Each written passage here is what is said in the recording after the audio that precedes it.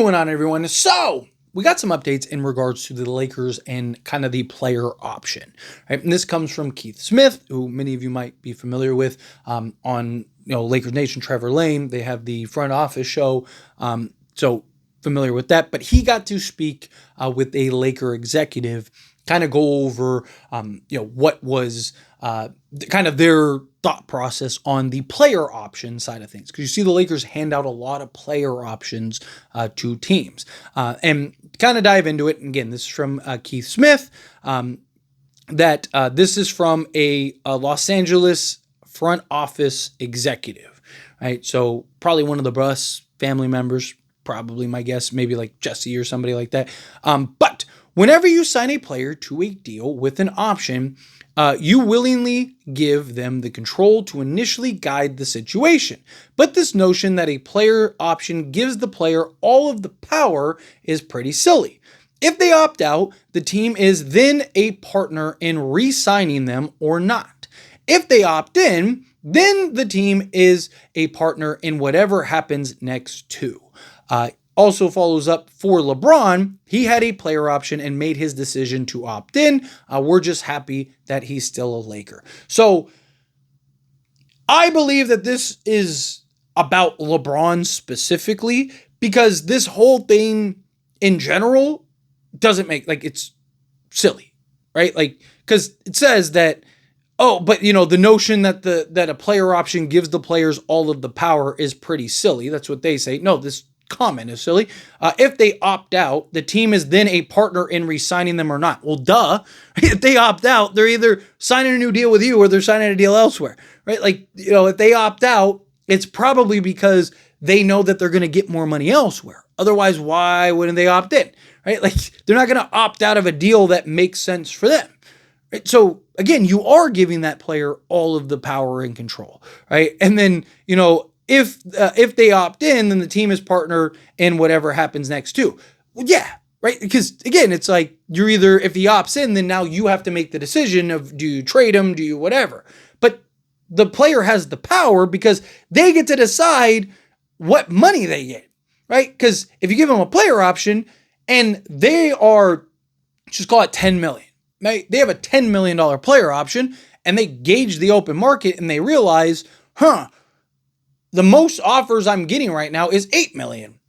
I'd rather take the 10. So they opt in and take the 10, right? And we've seen the player options bite us in the butt last offseason, right? When we needed to get off of guys, stuff like that, and they were all on the roster with, Jackson Hayes and stuff. So we've seen player options kind of bite us. Now, I'm not against player options. I do think there are certain players that warrant a player option.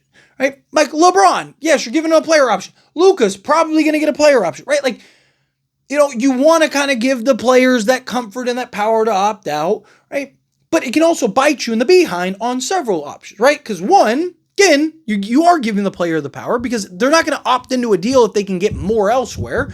Two, you're lessening the years for the average player, the average guy that, if he does work out and is great for you, now you're going to lose for nothing or you're going to have to overpay him now, right? So it kind of puts you in this tough spot. Like Austin Reeves is a great example, right? If you didn't give Austin Reeves the player option at the time when you gave him the most money that he could have gotten at that time, then you wouldn't be in the position that you're in of oh my God, we got to trade him or we got to sign him to $50 million. You could have had an extra year to kind of figure that out, right? Or traded him and teams might be more willing to take him on because they'd have him now for 2 years instead of, we're just going to have him this year, right? So that is something that kind of hurts them. Now, again, player options, there are also players that maybe aren't like the high tier guys, but you might have like DeAndre Ayton, for example, right? Lakers gave him a player option. You might have had to, though, in order to sign him, right? And he is somebody that is good enough and a big enough need that it's justified, right? If the only way to sign DeAndre Ayton was to give him a player option for the second year, then you do it because you kind of are in that, you kind of handcuffed a little bit, right? So it makes more sense to do so. But especially with the new CBA, these player options make no sense, right? Again, certain outliers. There's the outliers, right? However, beyond the outliers, they don't make sense because you, with the new CBA, you need to find those diamonds in a rough, right? You need to find those guys that are outperforming their contracts. And you want those guys as long as possible. Now, I understand that, it gives you an out because it's like, okay, well, if they're going to get more, but even then it's stupid because you're not the one that gets to decide the out. They are. And yes, you might be able to go trade them, but you're not going to get the value because if they're opting in, they're not opting in because it benefits them, right? They're opting in because they're opting in because it does benefit them, right? They're not, because if they were going to opt out, it's because it would have benefited them. I think I butchered that, but you get the point, right? Like they're opting in because it's to their benefit. They're not opting in to help you, right? Like they're opting in because they can't get a better deal on the open market. There we go. Rephrase that. So to me, I think the player option, again, it's stupid. And like, yes, we're partnering up in this stuff. Like, again, I think that this comment was specifically for LeBron. Right? They're talking because they follow that up with LeBron, we're happy with. Like, so it's all one kind of quote.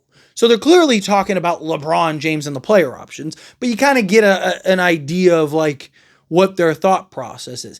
If they're talking about that strictly with LeBron, then yes, I agree.